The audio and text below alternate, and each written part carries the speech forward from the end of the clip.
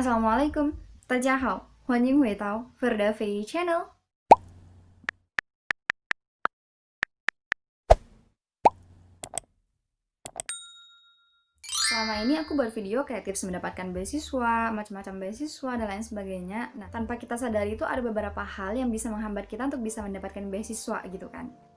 Jadi di video kali ini aku bakalan bahas tentang 6 hal yang bisa menghambat kalian untuk bisa mendapatkan beasiswa. Nah, siapa tahu 6 hal ini ada di diri kalian. Makanya nih, kalian pastikan tonton videonya sampai habis karena siapa tahu 6 hal itu benar-benar ada di diri kalian gitu. Dan pastinya buat teman-teman yang baru nonton video aku, jangan lupa di subscribe ya channel ini dan di like juga, di share juga ke teman-teman kalian. Oke? So, please keep for watching. Oke, hal yang pertama penghambat beasiswa adalah tidak mau berkorban uang, tenaga, dan waktu. Itu. Kalian mikir kayak, alah, kan namanya juga beasiswa, daftarnya ya gratis lah. Ngurus berkasnya ya gratis lah. Nggak kayak gitu. Kalian mau buat paspor, mau buat visa, siapa yang bayarin? Kampus? Nggak bakal. Kalian mau terjemahin berkas-berkas kalian ke penerjemah tersumpah, siapa yang bayarin? Kampus juga? Nggak bakal. Kalian notariskan berkas-berkas kalian, siapa yang bayar? Ya pasti kalian lah. Medical check up? Masa iya kampus yang bayar mau medical check up? Ya pastinya kalian lah yang bayar. Kirim berkas nih ke kampusnya, siapa yang bayar? Kampus? Ya nggak bakal lah. Pastinya kalian. Nggak ada ceritanya kayak misalnya kita daftar beasiswa terus kita daftarnya itu udah gratis, itu nggak ada. Kalau misalkan kalian sudah lolos di beasiswa itu, kalian udah berangkat nih ke kampusnya, 1 bulan setelah kalian di sana itu udah kalian dapat beasiswanya gitu loh.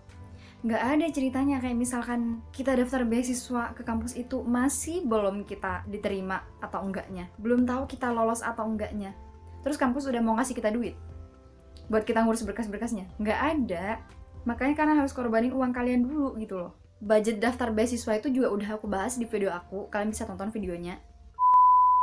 Terus korbanin tenaga kita. Ya iyalah, kita harus korbanin tenaga kita gitu loh. Kita pergi medical check up, kita pergi ngurus visa, ngurus paspor, dan lain sebagainya. Kita daftar itu butuh tenaga kita juga gitu kan. Terus korbanin waktu kita. Ya iyalah, kita harus korbanin waktu kita.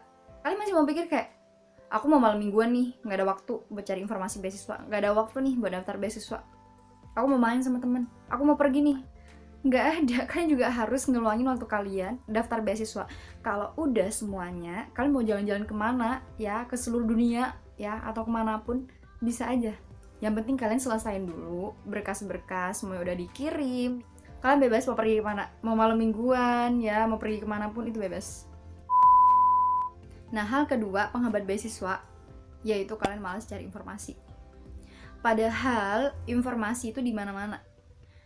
Di Google ada, di YouTube ada, di Instagram ada, di Facebook ada, di website ada. Dimanapun informasi tentang beasiswa itu banyak banget ya. Atau misalkan kayak kakak kelas kalian atau siapa yang udah pernah keluar negeri dapat beasiswa itu, kalian bisa tanyakan juga gitu loh. Ada seminar beasiswa juga ya. Platform yang menyediakan beasiswa itu banyak banget. Nggak ada tuh ceritanya kayak, aduh, cari informasinya susah banget, dimana-mana nggak ada nih informasi beasiswa. Nggak ada. Nggak ada kayak begitu. Yang ada itu kalian males cari informasi beasiswa. Terus hal yang ketiga nih, yang bisa menghambat kalian untuk dapat beasiswa. Melakukan suatu hal yang nggak sesuai dengan target kalian. Kayak misalkan, kalian mau daftar di Beijing University dengan beasiswa, kalian udah tahu nih sebenarnya. Kalian udah tahu kalau misalkan kalian daftar di Beijing University itu kemampuan kalian nggak cukup di sana. Udah tahu kalau nggak bakal lolos gitu. Tapi kalian masih aja kekeh mau daftar di Beijing University. Akhirnya apa? Setelah nggak lolos, kalian nyerah, trauma, nggak mau daftar beasiswa lagi. Nah itu salah banget. Aku juga udah pernah bilang, nggak ada yang nggak bisa. Semuanya bisa. Kalian harus tanamin di diri kalian bisa. Ya, aku bisa.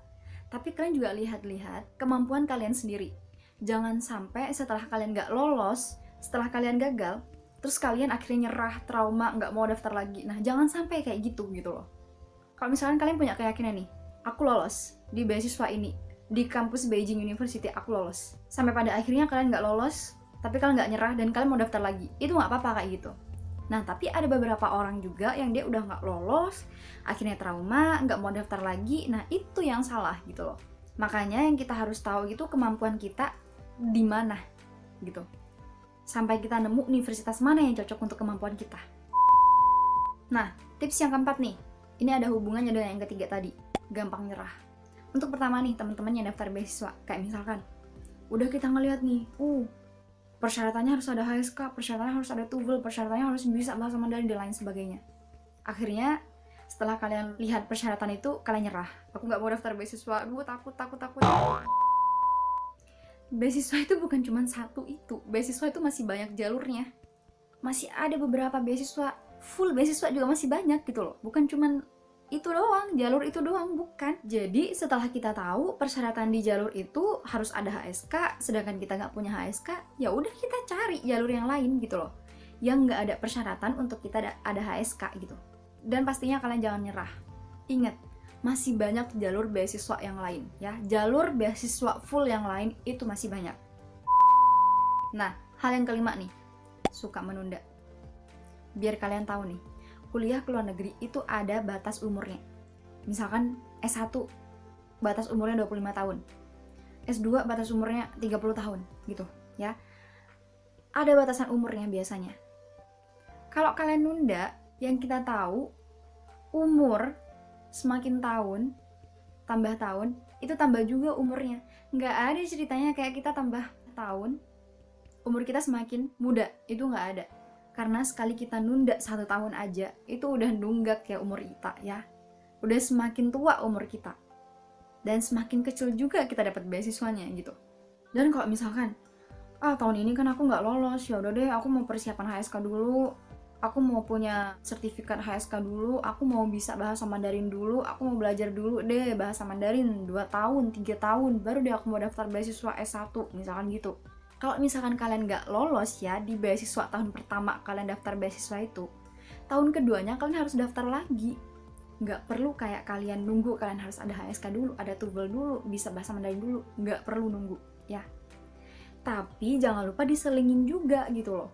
Tahun berikutnya nggak apa-apa daftar lagi.